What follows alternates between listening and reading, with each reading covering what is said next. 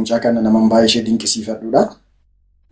Namoota dinqisiifadhu hojii mishineerii hojjetan keessaati mucayyoo kanadha. Fi obboleessa keenya eenyudhanni Biraanuu samataa moluu sanaa jechuudha. Isaan lamaaniin baay'een dinqisiifadha. Maaliif yoonaan jettee naamusni isaan qabanillee akkasuma walitti dhufeenya isaan uummata Islaamaa fi ilaalcha isaan uummata Islaamaaf qabanii ilaalcha qulqulluudha dhugaa dubbachuu fi egaa intalli kun yeroo dhiyoodha kan isheen akkaawuntii kana jalatti laxxaftee jechuudha. Amma kanaan duraatti hordofaallee ture. Kan ammoo isheetullee godheen jedhu gaa warra saamu barantu kana goosisedheenii fudhadhee bira darbaanii dhugaa sitti muufi jarri hiyyummaadhaan tokkoffaadha. Hiyyummaadhaan tokkoffaadha. Spiritualitti hiyyummaa qabu. Knowledge'itti hiyyummaa qabu. Economicalitti hiyyummaa qabu. Iccitii Musliimni sooromeefan isinitti maa dhaggeeffadhaa? Iccitii uummanni Islaamaa sooromeefan isinitti himaa dhaggeeffadhaa? Adaraana dhaggeeffadhaa. Iccitii uummanni Islaamaa sooromeefan isinitti himaa dhaggeeffadhaa? Amma namoonni baay'een uummanni Islaamaa xonqaayiidhaa, hin tonoqqolchiifatu, hojjechiifataniitu, mana xonqolaa dhaqaniitu, maaloo dhaqaniitu, kanaaf sooromanii kan jedhu ilaalcha akkasii dura yeroon kiristaanummaa keessa ture illee na bira tureera. Akkas jechaan tureen iyyuu. Lammaffaan immoo akkas jechaallee jirtu isin iyyuu. Iccitii guddaan uummanni Islaamaatti hin soorome wallaahi billaahi mana xonqaayii dhaqeetu hin taane waa lama duwwaa godheeti. Waan lama duwwaa sooromse uummata Islaamaa. Tokkoffaanii utuun tuffatiin gadi jedhanii hojii hojjetu. Utuun tuffatiin gadi jedhanii hojii hojjetu. Hojii hojjetan immoo dhugaa rabbiitii akka barbaadi ittiin caffaruu, ittiin maraachuu, ittiin dubartii bituu utuu hin taane, ittiin dhuganii machaa utuu hin taane walirra kaawwatanii jireenya mataa isaanii jiraatu. Naannoon jiraadhu guutummaa yoo lattan ilaaltanii mana kireessee kan jiraatu uummata Islaamaati. Kan kireeffateetti galu uummata kiristaanaati. Hanqii masaa yoo haasofne jechuudha. Iccitiin sooromuu uummata Islaamaa fi Islaamaa inni guddaan tokkoffaan maalan jedhee utuun tuffatiin gadi jedhanii hojii hojjetu. Hojiin kun nama daalaa nama daaluu utuun jedhiin gadi bu'anii hojii isaanii hojjetu. Inni lammaffaaf inni olaanaan garuu sa'aatii salaata isaanii rabbii wajjin sa'aatii itti wal argan abboommii rabbi isaaniif abboommii ergamaan keenya kan nu ajaje utuu irraa gara bitaa gara mirgaa utuu irraa hin jedhiinini salaata keenya guyyaatti yeroo shan salaataa quraana rabbii nuu kenne immoo dubbisaa walii keenyaaf hiyyeessota immoo gargaaraa warra beela'an beela baasaa warra dheebotan dheebuu baasaa warra rakkatan gargaaraa akkattiin uummata jiraatudha uummanni Islaamaa. Sababii kanaadha iccitiin sooruma isaanii malee iccitii kan biraa qabanii miti. Isa kana immoo keessa dhufeen keessa taa'ee argi. Wallaahi billaahi jechuudha. Lafa kanarraa amantiin 80 oltu jira. Amma kana keessa hamma amantii Islaamaa rabbiin gammachiisee kan jiraatu wallaahi hin jiraatus. Caffaruu miti amantiin. Utaaluu miti amantiin. Shubbisuu miti amantiin.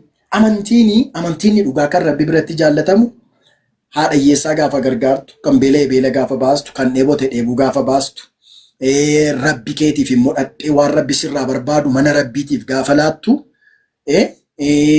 akkasumallee salaata rabbi sirraa barbaadu. Macaafni qulqulluun maal jedha warra pheenxee?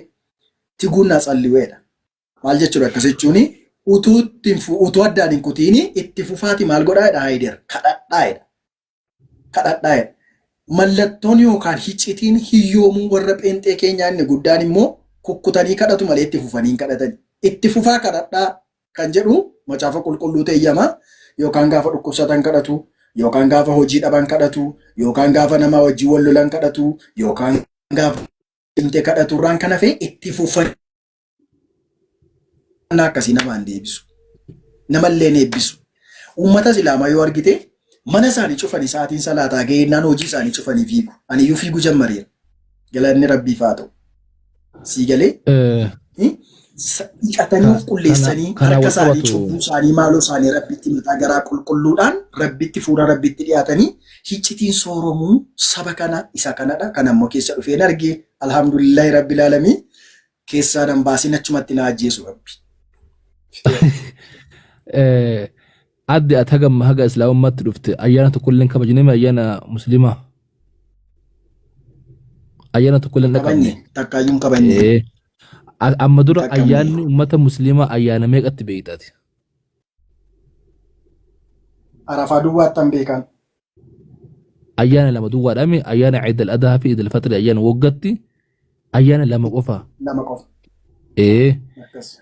Ayyaana xiqqaa inni kan torbaanii ammoo kan jummaan dhiqatee uffatee akkasumatti dhaquudha. Garuu ayyaanni beekamaan ummanni muslimaa itti ajajame isa iyyuu akka ayyaanatti Ramadaana ibaadaadha. Hojii gaarii hojjechuudha rabbi biratti.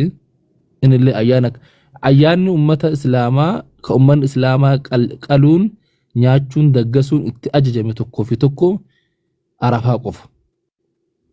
Arafaa fi Arafaa qofa. Ramadaana halkan soomaa halkan dhaabata bulta. Guyyaa soomaa oolta. Waliigalee guyyaa soomaa oolta halkan dhaabataa bulta. Garuu kallattiidhaan ka hoolaan nama danda'e hoolaa qaluun yookaan ammoo nama torbaan horii qaluun itti ajajame Eid al-Fitr qofa. Eid Arafaa qofa. Ayyaana tokko qaba jechuun ummanni muslimaa. Lammaffaa ummanni muslimaa akka itti sadaqa godhatame waan qaburraa mallaqa waan qaburraa kennu uffata kennu maybe heddumina arguu dhiisuu dandeessaatis. Inni biraa ammoo mee amma gara jammata kiristaanaatti as deebina. Kiristaanni waggaatti ayyaana mee kabaja addi mina lakkame haga bitturraa? Ara lakkoofsan qabu baay'eedha. Mee ximqatii, awdaamatii, addisamatii, masqalii, maskaramii, faasikaa, guyyaa fannoo, asuma jira beeki fiqaranyochi qanillee jeruma oofaa, yemalaaxaa qanillee isaanumatu oofaa, abbaati abbaat qanillee isaantu oofaa. Waan si ajaa'ibu mee amma waan kana namni sammuu qabu gaafa laalu gannaa jira, guyyaa du'aa ka'uu jira. Jarri kun akka waan waggaa guutuu ayyaana malee waan biraa hin dalagneesiifti fakkaata. Guyyaa ayyaana kana hunda maaltu jira? Araqee jira, daabboo jira, foon ciruu jira, muruu jira, nyaachuu jira, uffachuu jira, maal jechuu jira, naayitii ba'uu jira, caffaraa jira. Kun hundi maaliin ta'adde? Mallaqa. Kun hundi maaliin ta'a? Mallaqaan ta'a. Araqee bituunis, hoolaa bituunis, qaluunis, faluunis kun hundi mallaqaan ta'a. Kanaaf kanaame. Inni biraa ammoo mee sargii ummata muslimaa kana ilaale sargii ilaalime. Sargiin nama muslimaa mee binamni ka asitti tartiiba dhabe kan miidiyaa tiktaak ilaaluu danda'a. Qaamaan gaafa dhaqxu dhiirrinis dubartinis uffata isaa seeraa fi ka sirnaa uffatee cina irratti argamee nyaatee dhugee eebbisee qaxxee gara mana isaa gala. Muntaara boon banamee dhiiraa fi intalti wal seentee wiskiin banamee isiin mutaantaan dhuftee xuutmaajaan dhuftee inni illee asiin ka'ee asiin kaafatee ka'ee wal keessa seenanii baxaabaxuun hin jiru. Tokko jedhe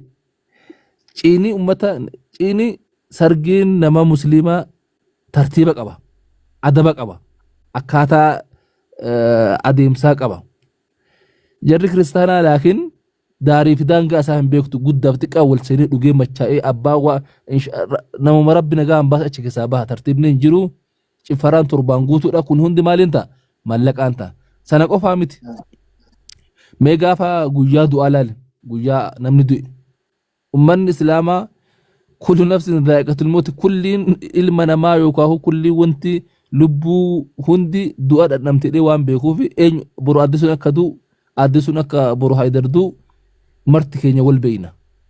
Saniifuu amma guyyaa ebaltu abbaan fedhe yoo du'e dukkaanaan karaa cufe hazaniidhaan amma akkuma laal gammachuu keessatti daangaa keessaa bahanii qumxaa paantiin deeman kanatti gaafa namni du'e illee maal ta'an uffata gurraachaan seenan.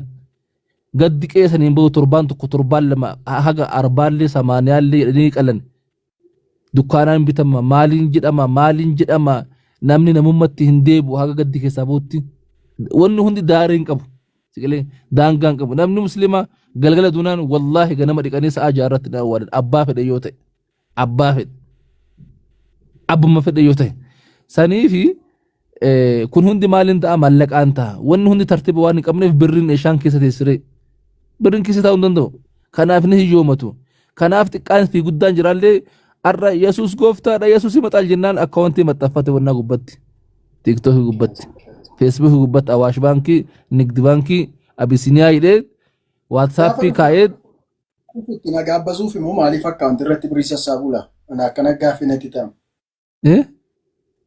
Gaafa inni dhufu itti nagaabbazuudhaaf immoo akka. Wallahi si ajaa'iba beektaa inuma rakkanne bakka malee akka hojiitti ummanni muslimaa akkaataa mallaqatti fudhatuu fi akkaataa itti qabatu beeka jechaadhaaf malee pheenxeen hin dalagduu kiristaanni hojjetu jechuu miti beeka martuu ni hojjeta. Hojjechuu dubbachuu fi yoon dogoggore illee na sirreessita. Islaamni illee waa tokko illee ni beeka beektaa. Ilmi Maariyaam Yesuus yookaan isaan ni jedhamullee deebi'ee akka inni dhufuu danda'u quraanni keenya illee nafan hin dubbatan natti fakkaata. Laa ni dhufa wallahi. Garuu hin dhufa jennee ma eegaa irra malee akkaawuntii banannee gibshaa isaatiif yookaan qophii isaatiif maallaqa walitti hin cuubu Islaamni. Mee addi gaafii kana waan gittee gaafattu Yesuus hin dhufa. Yesuus gaafa deemu waggaa meeqatti deeme gaafa dhufu waggaa meeqa dhufee gaafa dhume hin beekan. Yesuus hin deeme dhugaadha. Eessaan deemee hin beekan. Eessaan dhufa eessa dhufa biyya kam dhufee ittiin hin beekan. Rakkoodha bar garuu wallaahi namni muslimaa ni beeka. Anama Yesuus akkamitti deemee garamiin deemee hin beeka. Eessa dhufa sa'aatii meeqa dhufa uffata kamii uffatee dhufa ni beeka. Agama sirra turaayyuu.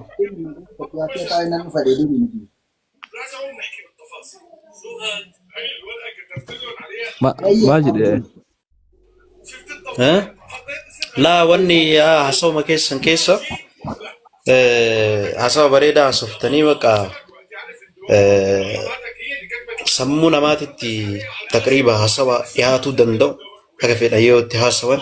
Kana caalaa mee fakkeenyaaf islaamummatu hiyyummaadhaan lole moo ka hiyyummaa balleessuu irratti amantiin kamtu lola? Quraanatu lola moo hadiisatu lola moo akkasuma kitaabolee amantaa biraatii jennee oo ka laalu taate mee namnummaan amantaa kanneen irraa bilisaayyuu osoo dhufee ka qoratu taate quraana keessatti waa'ee nigdii akkaataa ittiin namni misoomatti hojjechuu danda'u eenyu addaatu jira. Fakkeenyaaf kitaaba keessa hadiisa keessa barnoota guutuu waa'ee nigdiitiin wal qabatu akkasuma waa'ee hojii garaagaraatiin wal qabatu waa'ee walii hojjechuu dhaabbata gurguddaa akka baankii dhaabbata akkasuma immoo dhaabbatolee garaagaraa hundeessanii ittiin duniyaa kana guddisu ifaan ifatti hadiisa keessa barsiifamaa akkaataa mushaarakaa akkaataa wajjin hojjetan akkaataa immoo akkasuma birrii mallaqa walirraa fudhanii walii deebisan akkaataa walii liqeessan seera isaa sirna isaa kana hunda kakaa'uu danda'e islaamummaadha. Hadiisa baa kitaabul buyuu jedhanii hadiisa guutuu waan nigdii fi akkaataa duniyaa kanatti hojjetan barsiisu jira. Hayya tayyib mee islaamummaan akkana yoo ka barsiisu taate lammaffaa wanni guddaan islaamummaa irratti xiyyeeffate bu'uura islaamummaa keessatti argamu zakaadhaan beektan. Zakaani kaayyoon isaa maali? Maaliif zakaa kaa'e islaamummaan? Hiyyummaa hir'isuudhaaf akka muslimtoonni hiyyoomneef zakaa wanni kaa'ameef nama laafaa miskiina rakkataa akkasuma immoo nama karaa deemee rakkinni garagaraa isa mudate nama hojii isaa hawaasummaa hojii isaa hawaasaaf of kennee khidmaa hawaasaa irra jiru qabeenya san misoomsuu irra jiru waa hunda keessatti rabbiin nama hunda irra muree islaamummaa keessa namni ramadamuudhaaf dirqama zakaa san fuudhee hiyyummaa san balleessuu qaba. Amantaan akkanatti hiyyummaa balleessuuf qabeenya namaa guddisuuf akka namni guddatee bakka guddaa gahuuf hojjete amantaa kiristaanaa ta'u amantaa islaamaa jedhee osoo namnummaan amantaalee kanneen irraa bilisaayyuu kalaalu taate wantoota amma isin kaaftan kan wallaahi argachuu danda'a jechuudha. Islaamummaan dirqama zakaa jechaan bu'uura islaamummaa shanan keessaa isa afuraffaatiin beektan. Kitaaba zakaatiin isa afuraffaati. ka islaamummaa keessa barsiifamu jechuudha. Zakaa jechaan immoo qabeenya keetiif qulqullina waan ta'eef zakaa jechaan qulqullina jecha yookiin immoo waan qabeenya kee irratti rabbiin si muree hiyyeessa naannoo keetii akkasuma immoo nama fira keetii karakkataa akka atiin hiyyummaa isaa san keessaa isa baaftuuf akka jaalalli jidduu keessanii uumamuuf akka rahimummaan jidduu keessanii jabaattuuf islaamummaan kana barsiisa jecha mee waan biraa yoo qaaqu dhabne kanaaf akkuma heedarfa kaasaa turan wal gargaaruu irratti islaamummaan hin kaasa namoota mushrika kuffaara Quraysh hedduu ka Quraana keessatti Abi Jahliin famaa jedhee arrabsa wala yahuddu ala ta'amil miskiin nama rakkataa miskiina waan qabne nyaachisaa jedhee biyya ajajuu jedha hayyuudha inni garuu hayyuu biyyaa ta'ee namni tokko ol ka'ee miskiina nyaachisaa rakkataa gargaaraa bakka jirtanitti wal utubaa jedhee namni hin dubbanne Qur'aanni hin busheessa hin arrabsa jecha kanaaf islaamummaa caalaa amantiin hiyyummaan akkasuma immoo gadadduuf kadhaadhaan karabbahu islaamummaa caalaa amantiin lole amantiin afoo dhaabateen jiru waan jedhu isin dabaluu barbaade itti fufaa baarakallahu fiikum.